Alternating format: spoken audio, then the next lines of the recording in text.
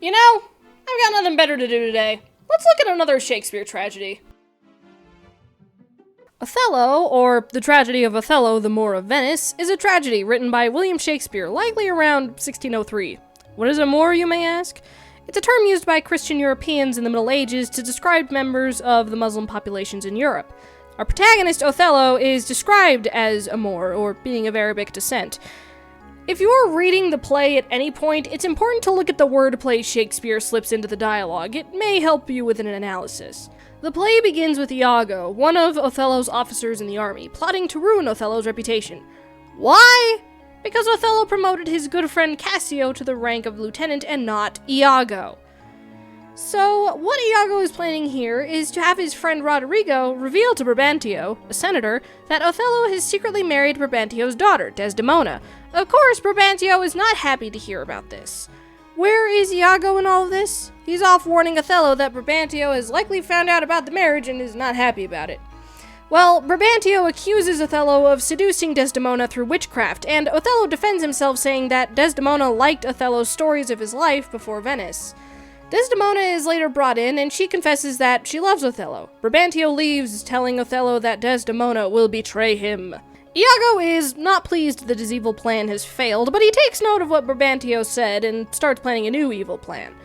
At this point, Othello is called to leave Venice to the island of Cyprus and command the Venetian armies against the Turks.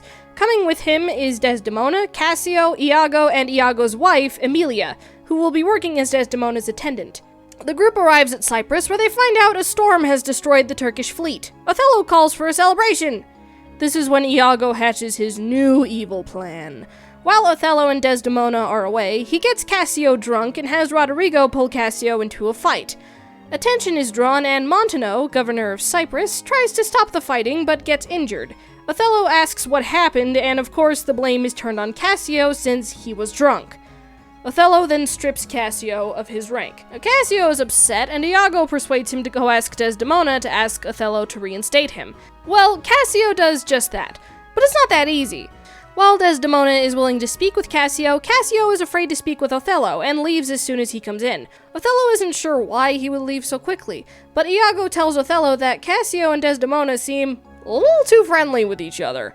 Now, Othello is suspicious, but he's still not sure. But things immediately start to go south when Desdemona drops her handkerchief, which is Othello's first gift to her. Now, Iago had been asking Emilia to steal the handkerchief for him for a long time, but she hadn't been able to since Desdemona always had the handkerchief on her person. Emilia is now finally able to steal the handkerchief and takes it to Iago, who then puts it with Cassio's things. Now, Emilia has no idea what Iago is planning. Iago is now doing his best to convince Othello that Cassio and Desdemona are having an affair. He even tells Othello that he saw Cassio with that handkerchief. Othello is considering murdering Desdemona and Cassio. Since Iago has been such a good friend in telling Othello all these things, he promotes Iago to lieutenant. Cassio happens to come passing through at one point, and Iago tells Othello to hide and watch Cassio's reactions. Iago gets Cassio to talk about his girlfriend, Bianca, but Iago says the name so quietly that Othello couldn't hear. So, of course, Cassio goes on and on about Bianca, and Othello thinks he's talking about Desdemona. Then, Bianca comes by with the handkerchief and accuses Cassio of giving her a gift that was given to him by a different lover. Yes, the first thing Cassio did when he saw the handkerchief among his things was give it to Bianca. Well, this further convinces Othello that Cassio and Desdemona are having an affair. Othello is now very mad and fully intends to kill Desdemona and Cassio. Othello tells Iago to kill Cassio, though. Othello then proceeds to let out all his anger on Desdemona and even hits her in front of visiting nobles. Meanwhile, Roderigo is mad at Iago for not paying him for telling Brabantio what was going on, and Iago manages to convince Roderigo to kill Cassio. Well, that night, Cassio was out visiting Bianca, and Roderigo unsuccessfully tries to attack Cassio in the street, leaving Roderigo wounded. Iago was in the area to make sure the plan went through. Since it wasn't going well, he sneaks up on Cassio and slices him in the leg and then leaves. Iago re-enters the area with other nobles who have heard Cassio's cries for help. Cassio tells them that he was jumped by multiple attackers and points out Roderigo as one of them. Iago kills Roderigo to prevent him from revealing the plan. Meanwhile, Othello enters Desdemona's bedroom with intent to kill her. He wants her to confess that she had an affair with Cassio so that she can go to heaven. Of course, she's innocent and says as much. Othello then smothers her, killing her. Emilia hears the commotion and comes in. She calls for help since Desdemona is dead and Othello is still there. Iago, Montano, and a couple others arrive. Othello mentions that Iago told him about the affair, and the handkerchief is the proof. Emilia puts the pieces together and realizes what Iago had been planning. She exposes the whole plan to Othello, and Iago kills her. Iago tries to run but is stopped. Othello wounds Iago, thinking it better for him to live in pain. Iago refuses to explain why he did it. Othello then commits suicide. Cassio is now in charge. The play ends with everyone leaving to explain what just happened. There actually is quite a bit to unpack here, but I'm going to keep this brief since there's a lot to interpret here that I want to leave up to you. You likely noticed the theme of jealousy. Of course, Othello is consumed by jealousy since due to all the unfortunate events, he believes that his wife doesn't love him. Also, note that Iago didn't just outright say that Desdemona and Cassio were having an affair. He only said it in the way a concerned friend might, which is likely what sold the idea. Othello was so very convinced that he basically went insane and his brain tried to find any reason to confirm his suspicions. Iago also let jealousy consume him. He believed that Cassio didn't have enough experience to be a lieutenant since he's an aristocrat. But as we've seen with the attack from Roderigo, Cassio does have plenty of experience. Iago was so desperate to ruin those lives that he went above and beyond. It got to a point where when he was exposed, he killed his own wife.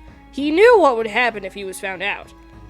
I want to touch briefly on Othello and Desdemona's relationship. It was pretty strong until Othello believed Desdemona was having an affair. Now, here's what was interesting to me. As Othello was about to kill Desdemona, he admitted that he didn't want to kill her soul. In fact, when she woke up, the first thing he asked her was if she prayed. If you remember from the Hamlet review, when Hamlet was about to kill Claudius the first time, Claudius appeared to be praying. In that instance, Hamlet wanted to kill Claudius's soul. Now, Othello even tried to get Desdemona to confess to the affair so that her soul could be at peace. I think her denying the affair is what triggered him to kill her right then and there. Desdemona still cared about Othello, even though he was hurting her. Even as she lay dying, she didn't pin the blame on Othello for killing her. And like Romeo and Juliet, once Othello found out that she was innocent, he had killed himself. Now, the foreshadowing in the play is pretty point blank. While Brabantio was wrong about Desdemona betraying Othello, the implication was there that it would appear that Desdemona betrayed him. There's even a scene right before Othello kills Desdemona where it seems she knows that Othello is about to kill her. It's a subtle foreshadowing where she feels that her time has come, but she doesn't really know exactly how it's coming. It's like how in movies where a character asks the protagonist to do something for them if they don't make it, and then they end up not making it. I wonder if Othello was one of the earliest pieces that had that trope. As with all Shakespeare plays, this is written well. It's a decently written tragedy that feels like a fusion of Romeo and Juliet and Hamlet. It could also be considered a possible mirroring to Much Ado About Nothing, whereas that play is a comedy with a happy ending, but it had a similar plot point. I'd recommend this play for ages 16 and up. Like with all Shakespeare plays, the language is a bit difficult to understand, and there's also mature themes. Now, this play has also been adapted many times. I haven't seen it referenced as often as Hamlet or Macbeth, but it's still up there. Overall, it was interesting to read again. I read it for the first time in college, so it's been a while since I last read it. A lot of my old notes sprinkled throughout the book really helped. Anyway, I hope this review was helpful to you. Happy reading!